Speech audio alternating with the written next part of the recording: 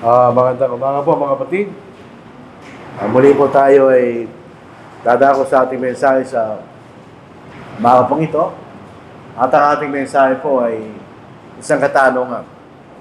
Maaari ba natin maunawaan ang Biblia sa magkakaparehong paraan? Or can we understand the Bible alike?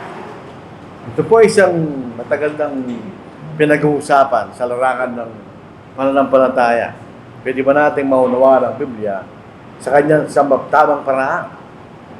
Ito po ay, pag nakikiusap tayo sa mga tao, sabi nila, wala nang pag-asa yan. In other words, hindi na tayo pwede magkaisa.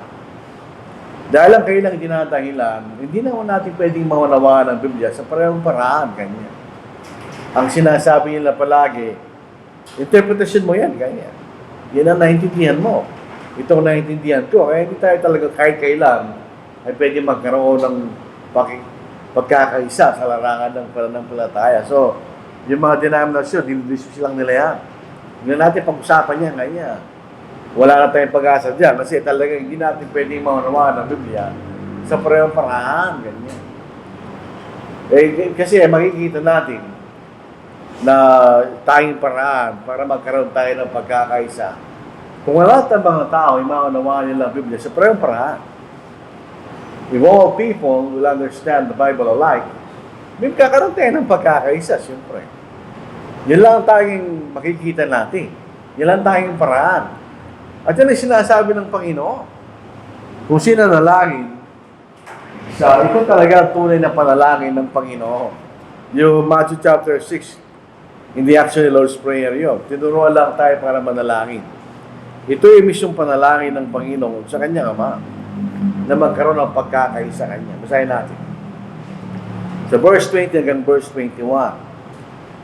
Gayunmay hindi lamang sila ang dinadalangin ko, ito'y tumutukoy sa kanyang mga paso, kundi sila rin naman na mga sumasampalataya sa akin sa pamagitan ng kailang salita, upang silang lahat ay maging isa, gaya mo, Ama, na nasa akin at ako'y sa iyo. Sana sila'y manatili sa atin upang sa libutan ay sumampalataya na ako'y sinugo mo. Yung ako'y isa, ibig sabihin, nagkakaunawaan tayo para pagkakaunawaan natin sa isa't isa sa pagitan ng Ama at ng Ama, anak-anak. Yun ang sinasabi niya. Kung sila'y sasampalataya sa kailang salita. So, maunawaan natin ang Biblia sa parehong paraan, ay magkakaroon tayo ng pagkakaisa. Definitely. So, in other words, kaya di tayo nagkakaroon ng pagkakaisa dahil di natin ay inuunawang salitang Biblia tulad ng dapat natin gawin. Kaya nagkakaroon tayo iba't ibang klaseng kaisipan. Ngayon, sa ibang bagay, wala tayong problema. Wala tayong problema. Tingnan niyo. Halimbawa, 1 day is 24 hours. Nawala yung 24 hours. Ito, lahat tayo nagkakaintindihan doon, di ba? Hindi 23 hours, hindi 25 hours, hindi 24 hours. Lahat tayo nag-agree doon. Pangalawa, 3 plus 3 equals 6. O wala sinamang tatanggi dyan. Tatanggapin natin yan. Totoo yan, di ba? 1 kilogram is 2.2 pounds. Wala rin tatanggi dyan. Totoo din yan, di ba? O kaya, 12 inches equals 1 foot. Wala rin tatanggi dyan. Pag tumanggi tayo dyan, hindi tama kayo kaisipan. Ang pinakikita lang natin, bakit sa ibang paraan, ang mga tao, hindi sila nagkakaroon ng di pagkakaunawaan. Pag sinabi natin, 1 day is 24 hours, sabi, Amen. Pag sinabi natin, 3 plus 3 is 6, no problem.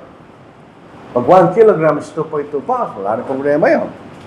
O kaya, 12 inches plus 1 foot. Bakit tayo nagkakaintindihan dyan?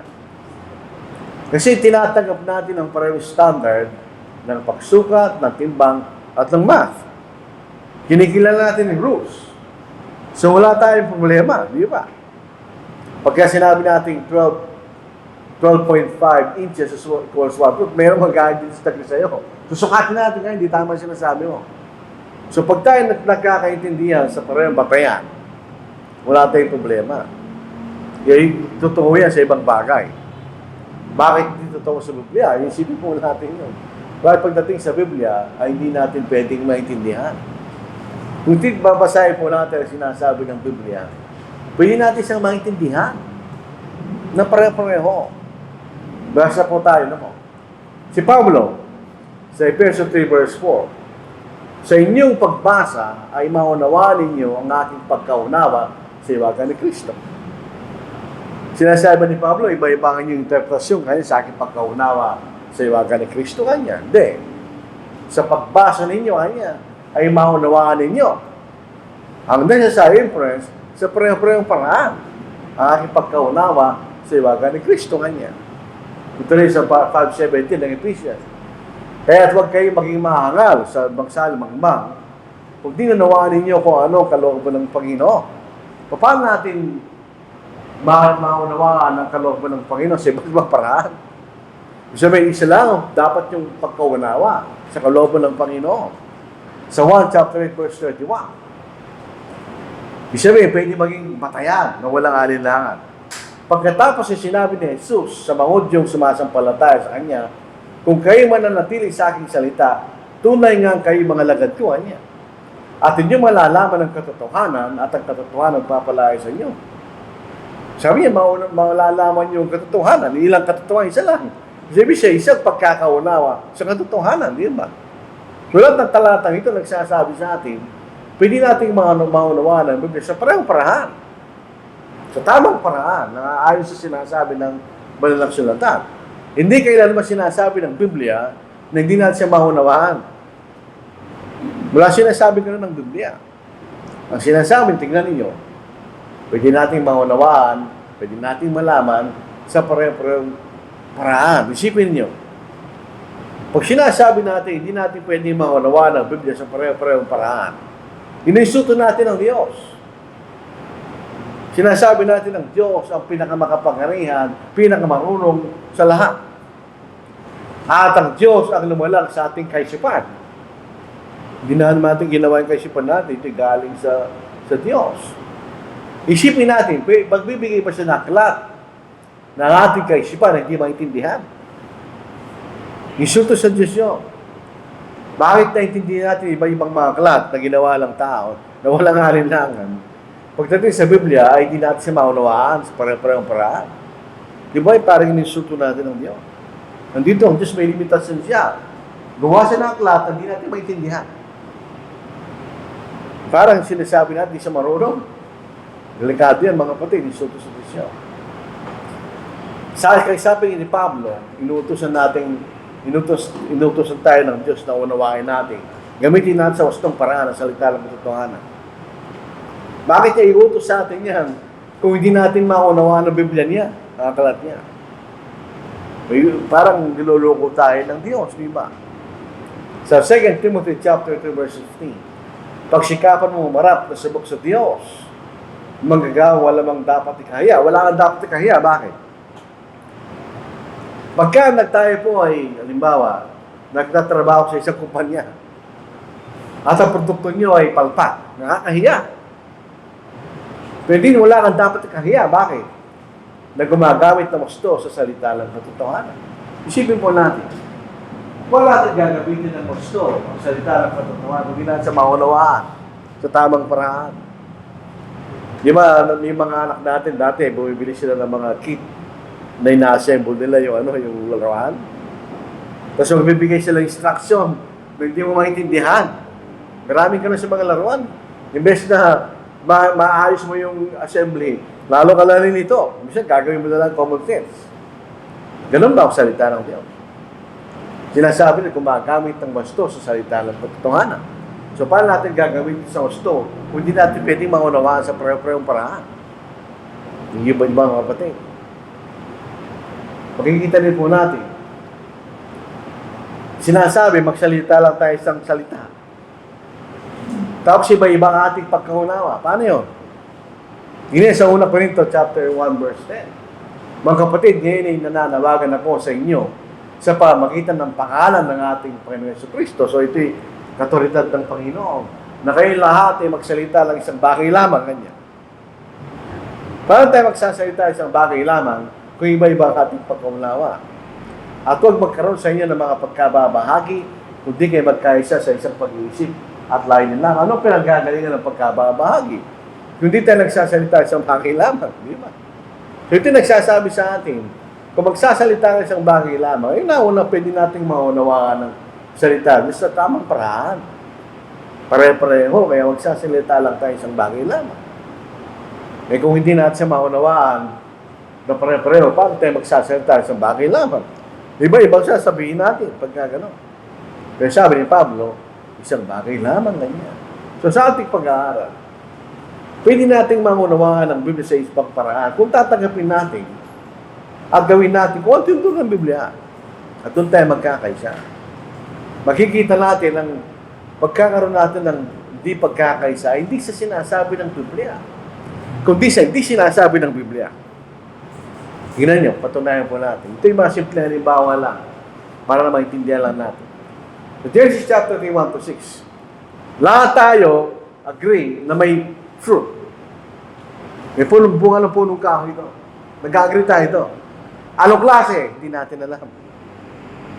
May nagsasabi, mansanas yan, ganyan. Yung isa kanya, ganito, nagkakaroon tayo ng pagkabahagi. Pero tatanggapin lang natin, mayroon po ng punong kahoy doon at pinagbabawal, wala tayong problema doon. Ang pagka nagpipilit yung iba, hindi, mansanas yan, ganyan. Doon tayo nagkakaroon ng problema. Dahil hindi sinabi ng Biblia yun. Basahin natin. Ang ahas ay higit na tuso kaysa alinman sa mga mailap na hayop sa parang manalika ng Panginoong Diyos. Sinabi niya sa babae, sinabi ba ng Diyos, huwag niyong kakainin ang mula sa alinmang punong kahoy sa halamanan.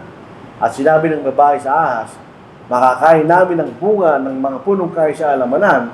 Subalit sinabi ng Diyos, huwag niyong kakainin ang bunga ng punong kahoy na nasa gitna ng halamanan. Huwag din naman niyo itong ipuin, kundi kayong mamamatay. Subalit sinabi ng ahas sa babae, tiyak na hindi kayo mamamatay. Sapagkat nalalaman ng Diyos na kapag kayo kumain noon, ay mabubuksan ang inyong mga mata at kayo magiging kagaya ng Diyos na kilala mabuti at masama.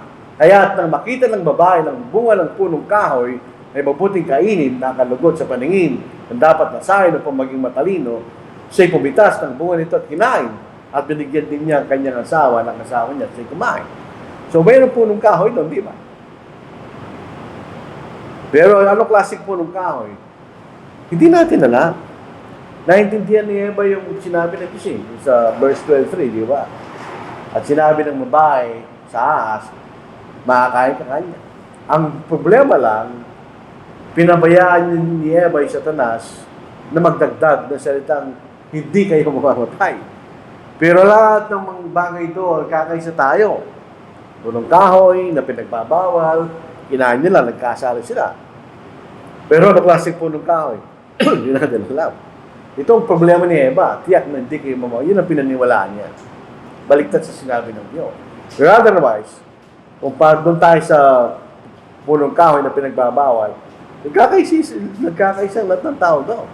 Pero pag pinipilit ko ng klaseng punong kahoy, yun ang problema. So nagkakaiba tayo sa di sinasabi ng banal na kasulatan. Di ba, mga kapatid? Noong nagkaroon ng isang burning bush na nakita ni Moises, totoo yun. Totoo yan, may burning bush. Basahin natin. Exodus chapter 3 verse 1, mga sumusunod. Noon ay nilagaan ni Moises at kawan ni Jethro na kanyang biyenan na para sa Midian. Kanyang pinatubayan ng kawan sa kabila ng ilang at nakarating sa bundok ng Diyos, sa Horeb. Ang anghel ng Panginoon ay nagpakita sa kanya sa isang ningas na apoy na mula sa gitna ng isang mababang punong kahoy. Siya nagmasid at ang punong kahoy nagliliyab, ngunit hindi ito nasusunog kanya. So it's a burning bush. Sinabi ni Moises, na kayo pupunta sa kabila, titingnan ko, o itong dakilang panooran ito, kung bakit ang punong kahoy hindi nasusunog. Nang makita ng Panginoon na siya pumunta sa kabila, upang tumingin ay tinawag siya ng Diyos mula sa gitna ng mababang punong kahoy, Moises, Moises, sumagot siya, narito ako, kanyang sinawag kang lumapit dito. Umarin mo ang sandala sa iyong paa, sapagkat ang dakong iyong kinatutayuan ay banal na lupa. E naniniwala tayo, may burning bush doon. Ano klaseng punong kahoy? Hindi natin alam. So pipilitin nila, ano klaseng bush yung susunod doon. Magkakaroon tayo ng pagkaiba-iba, di ba? Kaya muli, Hindi tayo nagkakaroon ng problema sa sinasabi ng Biblia. Nagkakaroon tayo ng problema sa hindi sinasabi ng Biblia, mga kapatid. Si Nicodemus. Alam natin si Nicodemus dumating sa gabi. Pero hindi mo niyo alam na nagkakaroon ng usapin kung bakit siya pumunta ng gabi. Maraming mga tao nag-uusap sila. Hindi kasi natatakot siya sa mangudyo kasi gano'n lang ang panahon niya. Pero naniniwala tayo lahat na siya pumunta sa gabi. Pag pinilit natin bakit siya pumunta ng gabi, doon tayo nagkakaroon ng problema. Yung katotohanan, pumunta siya sa gabi. Basahin natin. May isang lalaking kabilang sa mga Fariseo na ang pangalan ni Nicodemo, isang pinuno ng mangudyo. Siya pumunta kay Jesus ng gabi na, sinabi sa kanya, Rabbi, nalalaman namin ikaw isang, hindi lang siya naniniwala. Sabi, nalalaman namin kanya na ikaw ay isang guro na mula sa Diyos, sapagkat walang makagawa ng mga tanda na yung ginagawa, malibang kasama niyang Diyos. Maraming sinasabi, natatakot kasi siya, kaya gabi siya pumunta. Kaya anong mababasa natin kung natatakot siya? Hindi, wala man sinasabi ng Biblia doon. Kaya kung nagkagawa tayo ng kadahilanan kung bakit siya pumunta ng gabi, magkakaroon tayong problema doon.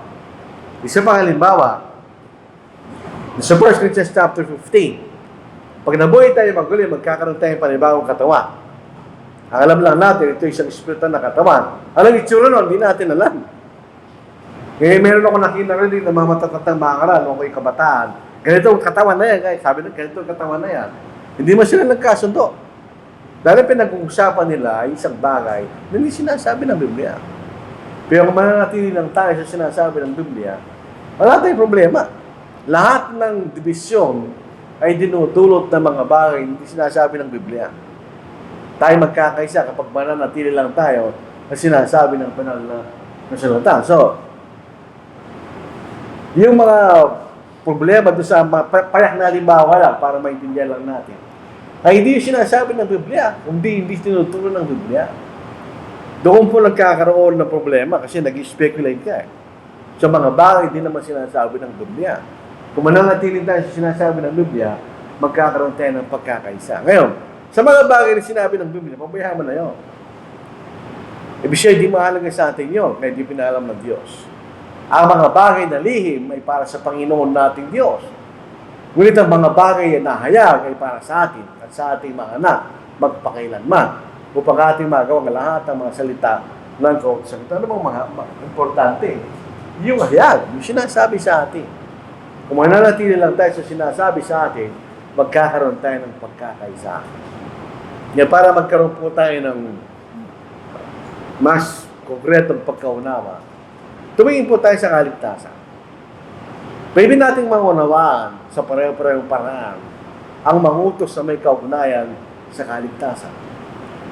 Kung ito'y totoo, mga kapatid, tingnan natin yung mga issue ngayon tungkol sa kaligtasan. Tingnan natin kung pwede nating maunawaan ang Biblia sa parehong paraan. Pero mas simple yan, di ba? Tingnan natin. Number 1, tungkol sa sino dapat bautismuhan.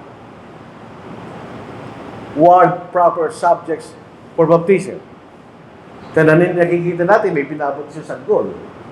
May sinabi datos binabautismo sa sanggol. Sino ang binabautismo? Yung tinuruan. Sa John chapter 44-45, sabi rito, basahin po natin. Yung tinuruan ng ama, kanya, basahin po natin. Doon tayo kakamali. So 6:44-45. Ito po ang ating mababasa.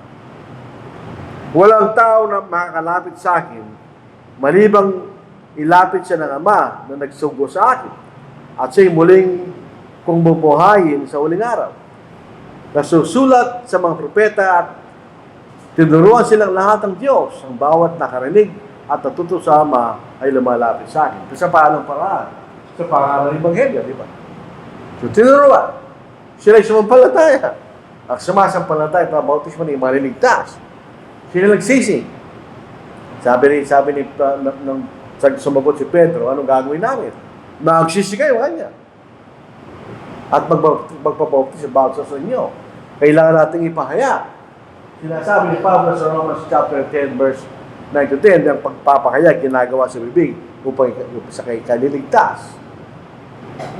Sa Acts 37, nung tanongin ng bating o yung eunuko, anong dapat gawin. Kung kaysa sa palatay, maaari kanya.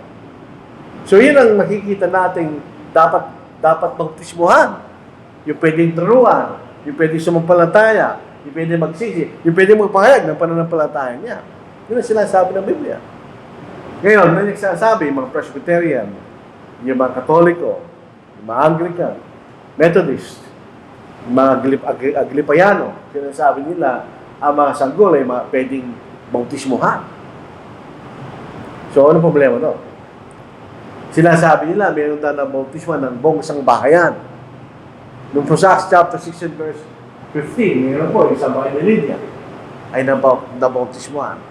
Sa Acts chapter 6 and verse 23, yung sambahayan ng bating, ay yung namamahala sa bilangguan, sila natin nabautismuhan. Sabi, household, ganyan. She and her household were baptized. So, kanya, buong isang bahayan nyo. So, tiyak, meron sanggol doon. Unang-una, hindi totoo yun. Hindi lahat ng sangbayan may sanggol. Sa amin, wala kami sanggol. So, paano mo i-assume na meron sanggol doon? Pangalawa, pagka sinabi natin may nabautismo ang sanggol doon, lumalaban siya sa ibang bahagi ng balalagsulatan na kailangan maturuan, sumampalataya, magsisit, magpahig sa kailang bibig. So, anong konklusyon doon? Wala sanggol doon. So, ano nagpapahiwalay? Yung sinasabi ng Biblia na requirement para kayo mabautismuhan o yung sinasabi ng tao? Hindi sinasabi ng Biblia ito. Kahit kailan, wala tayong mababasang ang mga sanggol ay dapat bautismuhan. Kaya makikita natin, bakit nagka-division sa bagay na ito? Na sinasabi ng Biblia? Hindi sinasabi ng Biblia. Kung malatili lang tayo dun sa sinasabi ng Biblia, magkakaroon ba tayo ng paghihiwalay? Hindi ba natin pwedeng unawain yun ng pare-pareho? Hindi pwede naman, di ba? Paano ang bautismo? Ito ba ay paglilibig o paglulubog? Ito ba ay pagbibisik o pagbubuhos? United Methodist Church, papapayagan kanyang pumili. Gusto mo kanyang ikay lubog, pwede. Kung ikay wisikan o nangungusan ng tubig, bahala ka. Nasa sayo. Yun ang sinasabi nila. Anong sinasabi ng Biblia? Ang definition po ng baptism, yung noun ay baptisma sa Grego yan.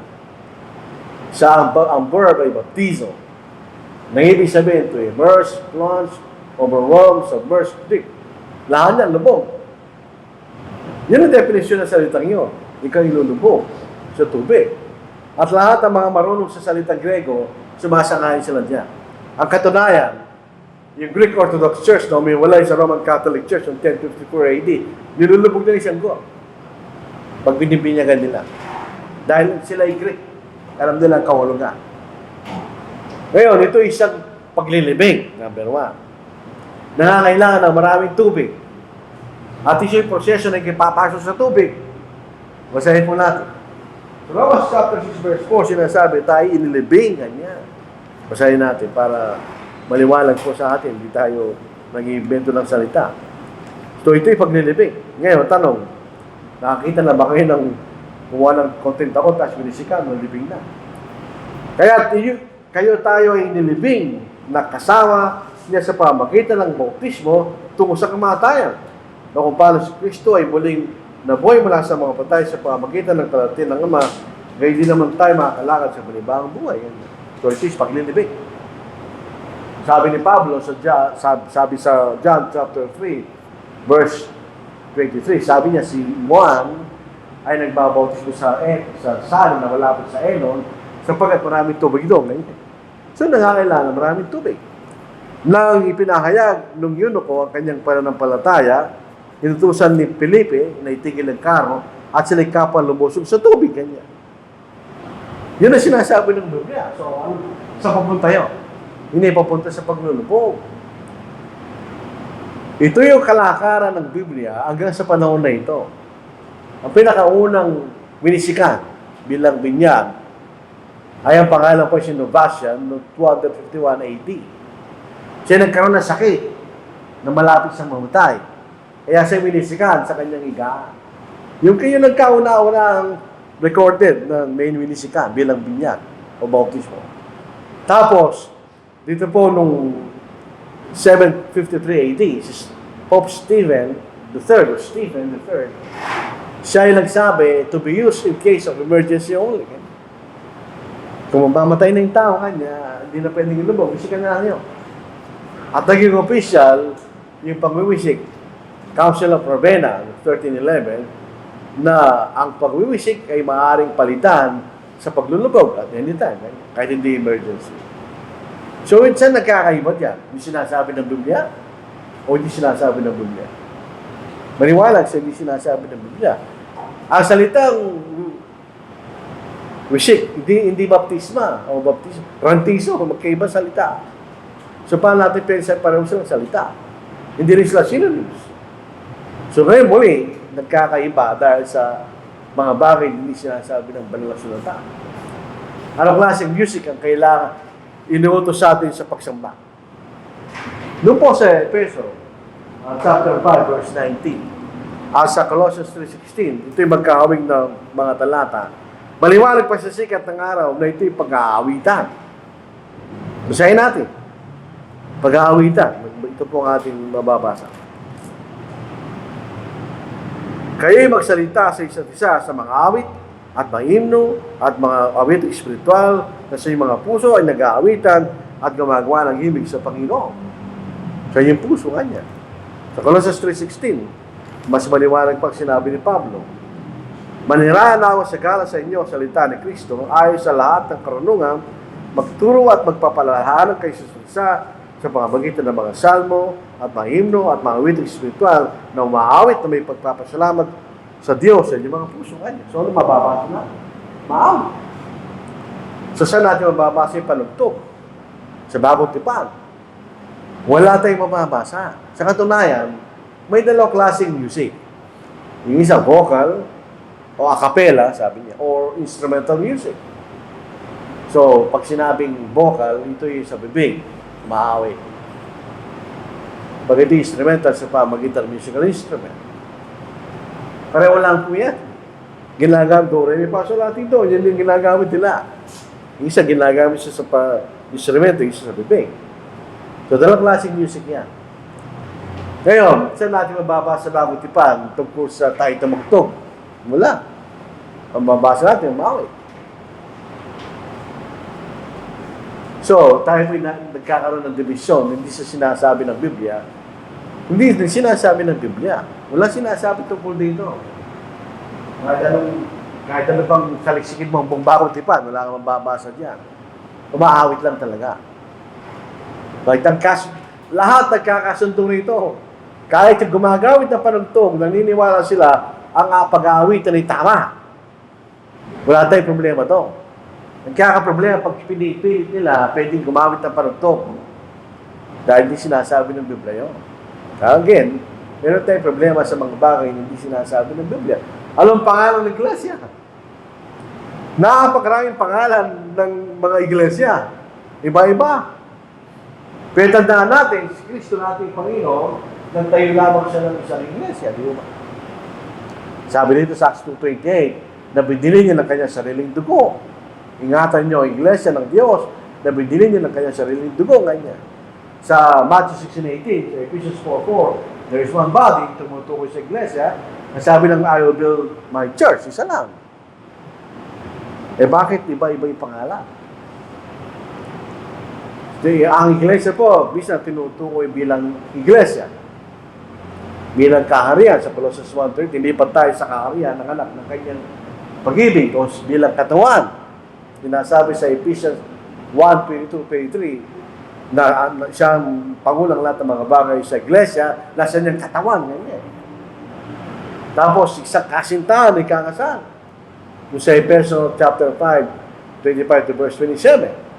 Isang sangbahayan sa 1 Timothy 3:15 upang malaman nyo kung paano galing sa bahay ng Diyos, sa bahay ng Diyos, na sa iglesia ng Diyos na buhay, ganyan. O kaya, Church of the Firstborn, panganay mula sa mga patay. Sa Hebrews chapter 2, verse 23. O kaya, isang ubasan, maraming talata. O kaya, iglesia ng Panginoon, Romans 16:16. Yan lang ang mababasa natin sa Biblia. Saan natin mababasa yan? Baptist, Methodist, Lutheran, Mormon, etc. Wala tayong mababasa sa Biblia. So, ipipilit nila, tama naman yan.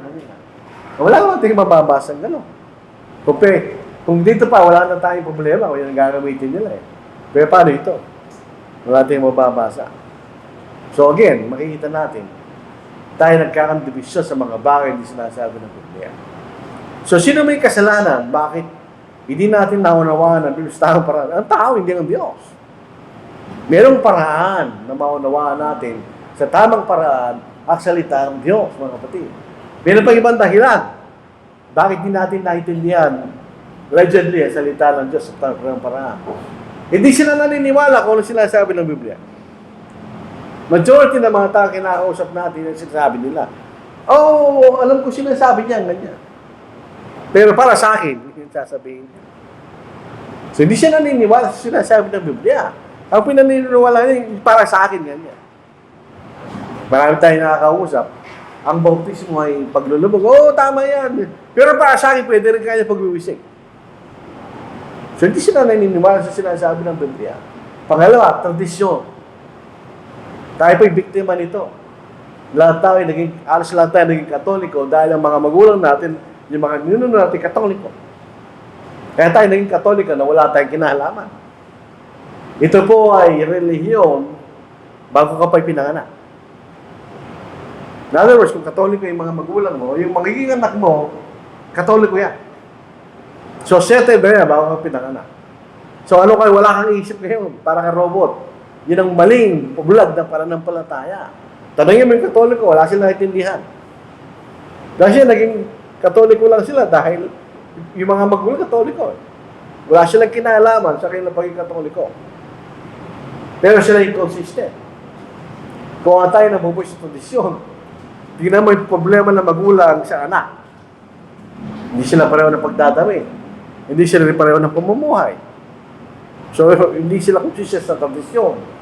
Kung tama ang tradisyon, yung mga Hindu, pinapanak din sila na sa reliyon tradisyonal o mga Hudyo. So, pwede rin sila maligtas, no? Dahil sa tradisyon.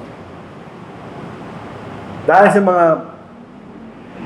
mga creed na ginawa ng tao, ito yung mga parang na paniniwala, aklat ng paniniwala na sinulat ng mga tao. Kung merong Methodist, meron silang Methodist creed. Yung Katoliko, Katekismo. Yung Baptist, Confession of Faith, tulad ng tao yun, na pinaniniwalaan nila.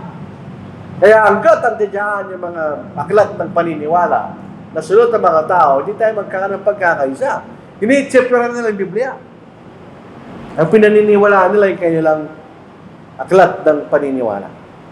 Yung kapitbahay nila Brother Rose, sa Sister Jing, sa harapan nila, sa isang Jehovah's Witness. Ang tagal namin nag-uusap tungkol sa Biblia. Pagkaraan ng ilang panahon, sabi niya, hindi kami naniniwala sa sinasabi mo. Ang pinaniniwala namin, yung official channel namin, anong channel? Yung Watchtower Bible Tract Society. Eh kahit mag-usap pa kayo 1,000,000 taon, kung ang pinaniniwalaan niya yung kailang Watchtower Bible Tract Society, hindi kayo magkakaroon ng pagkakaisa. Dahil sa mga aklat ng paniniwala, dahil sa kailang sarili mga pagnanasa. Ito'y nakakatawa. May isang tao na kamusap, na sabi niya, kahit nagkasala pa ng pangalo niya, ang asawa mo, hindi ka pwede mag-asawa na niya. Pinipilit niya ako. Pero namatay ang asawa niya, pwede pala ako mag-asawa muli. O kaya sinasabi namin sa kanya, hindi yan ang gawin mo kung ayaw mag-asawa muli. Eh siya, yun ang sarili niyang pagnanasa, biglang nagbago kung ma-apply sa kanya. O kaya, isang tao na senggo, di ayaw kong maniwala sa Biblia kasi meron akong bisyo kanya. Kaya hindi nila inuunawa ang Biblia sa ganung paraan. Dahil sa kailang masamang siguro, sabi niya, bakit paniniwalaan niya laban sa aking ginagawa? So, hindi initsipera nila yung Biblia. May mga tao pag pinag-uusapan ang tungkol sa Biblia, huwag na natin pag-usapan niya ngayon. Alam mo yung tao, hindi siya interesado sa kanyang kaligtasan. So, may mga iba-ibang dahilan. Bakit hindi natin naiintindihan na Biblia parehong paraan. Pero kung tayo mananatili lang sa sinasabi ng Biblia, magkakaroon tayo ng pagkakaisa. Ang mga bagay na hindi sinasabi ng Biblia dahilan, pati ito iba-iba klaseng pagdadahilan na yan, kaya di tayo nagkakaroon ng pagkakaisa. with regards to the Bible. Walang problema ang Biblia. Ang may problema yung tao. At sasagutin natin yan pagdating ng araw kung hindi natin gustong unawain ang salita ng Diyos. Kaya binigay ng Diyos para tayo maligtas. Kaya kung hindi natin unawain sa tamang paraan, hindi tayo magkakaroon ng kaligtasan. So, pinapanguli. Pwede nating maunawaan ang Biblia sa pareho-parehong paraan. Kung bubuksan lang natin ang ating kaisipan, kung ano sinasabi ng Biblia, at tayo po ay willing na gawin kung ano sinasabi ng Biblia. Wala tayong problema to. Huwag natin gawin yung hindi sinasabi ng Biblia. Sabi ni Thomas Campbell, sabi niya, we speak where the Bible speaks, and we are silent where the Bible is silent. Amen. Totoo yun. Pangalawa, ito ang hahatol sa atin. Kaya kung mali ang pagkaunawa mo, hindi ka maliligtas. Ang magiging batayan ng Diyos ay ang kanyang salita. So, kailangan natin siyang unawain sa tamang paraan, di ba? Pagsikapan natin kasi yan ang magiging batayan kung maliligtas tayo, hindi. Listen 12 verse 48. Ang nagtatakwil sa akin at hindi tumatanggap sa aking mga salita ay meron siyang mahatol sa kanya. Ang salita aking sinabi, ang siyang hatol sa kanya sa uling araw. Bakit tayo naging Kristiyano? Dahil tinanggap natin kung ano sinasabi ng Biblia. Bakit tayo nananatiling Kristiyano? Dahil pinagsisikapan natin manatili kung ano sinasabi ng Biblia. Pag hindi ganoon, ayaw nating tignan ang sinasabi ng Biblia, hindi tayo pwede makipagkaisa sa Diyos. At hindi tayo pwede magkaroon ng pagkakaisa sa larangan ng pananampalataya. Dapat na tayong malungkot na may pagkakabagyo. Siyempre, hindi yun ang kalooban ng Diyos. Pero dapat ba tayong pwede natin sabihin, kasalanan natin yan? Hindi. Kasalanan ng mga tao yan na ay tumanggap sa salita ng Diyos. So ito po ang ating mensahe po sa umaga pong ito. Maraming salamat. Bigyan natin muli kay Brother Raul ang panguna po sa ating pagpapa-out